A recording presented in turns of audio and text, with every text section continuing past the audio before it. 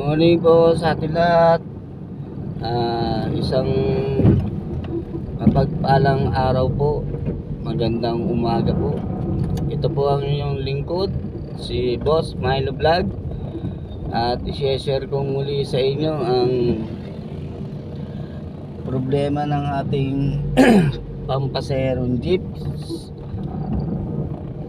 Noong isang araw po ating dinala sa electrical, sa mga manggagawa ng electrical. Ngayon na-resolve na po natin yung electrical at naging okay na lahat, na po may ilaw na po yun. Nagkaroon naman po ng problema sa adjuster ng alternator. Yung fan belt po hindi na ma-adjust, gawa ng tumatama na rin sa ating chassis ng jeep. At ito nga dinala po na natin sa gawaan ng welder para ipagawa yung adjustment nung ating fan belt.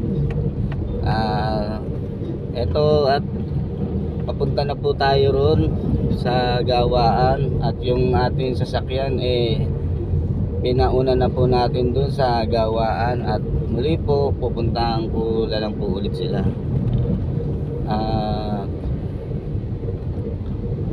Mahirap po kasi na bumabiyahe yung mga driver na may problema sa sasakyan.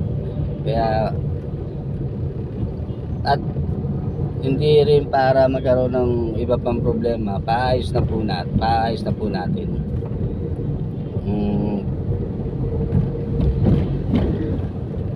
Pag naayos na naman yun, tuloy-tuloy na sila makapaghanap buhay, para wala silang inintindi sa iniisip na kung ano pa ang magiging problema. Kaya kinukondisyon po natin yung sasakyan natin. Sa kaalaman lang po, si Boss Milo Vlog po ay isa rin driver ng jeep, driver ng taxi. Kahit ano po ang minamanayaw natin, kayang-kaya natin, mapa-jeep man o mapa-taxi. Sa ngayon nasa taxi po ako, at yung ating jeep binabiyahe ng ating kapatid at ng isa kong driver. Dalawa po sila ron. Ako po nandito ngayon sa taxi. Ako po yung bumabiyahe nito ngayon.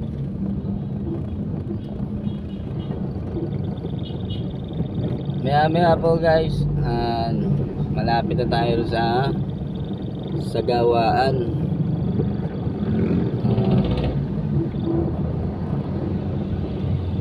Tapos na po kahapon yung yung paggawa ng bracket sa alternator. Ang nagkaroon na ng problema, kaya hindi na ilabas sa talyer, yung mga hose po nag-iksian kasi kinumber na po yung ating mga bracket. Ngayon, yun ang papalitan na lang po natin, yung mga hose, flexible hose, at dalawa po yun na papalitan, kaya hindi po nailabas sa talyer kahapon yung jeep. Paggawa ng bracket, medyo first time gawin nung manggagawa yung ganong klaseng bracket.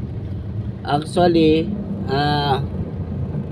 merong isang jeep lang na na nakapag-suggest na na ganun na lang ipagawa, kaysa ipabakbak yung bracket ng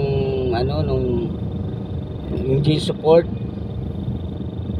Bala ko sana yung G support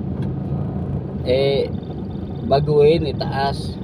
May isang driver na nag-advise na okay naman, yun, ganun na daw ipagawa tulad sa jeep niya. Paras lang kami ng makina 40-30. Ayun, yun po ang inano, ginawa ngayon doon sa jeep natin, yung ganun style. Pero okay naman, natapos naman. Yun nga lang, nagkaroon na lang problema doon sa ano, sa mga hose. Ginabi na rin kasi mga sir, ginabi na sa paggawa yung manggagawa sa talyer. Kaya continue po ngayong umaga sa paggawa. Okay.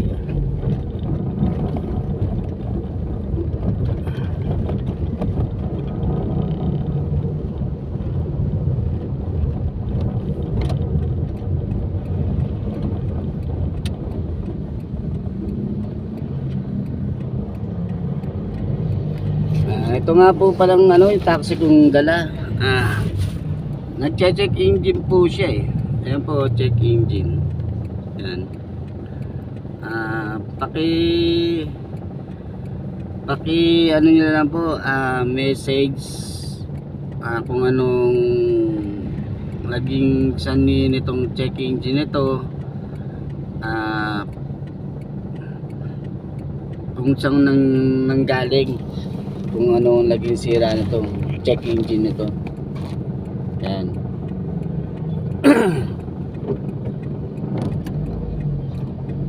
I-ano nyo lang po, i-message nyo lang po kung ano ang problema nitong check engine nito. Baka sakali po makakuha ko ng ano sa inyo, ng idea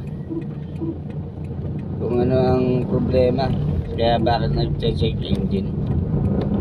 So hanggang dito na lang po, at i-update ko na lang po kayo pag nandun na po tayo sa ating talyer na paggawa ng brace ng alternator. Salamat.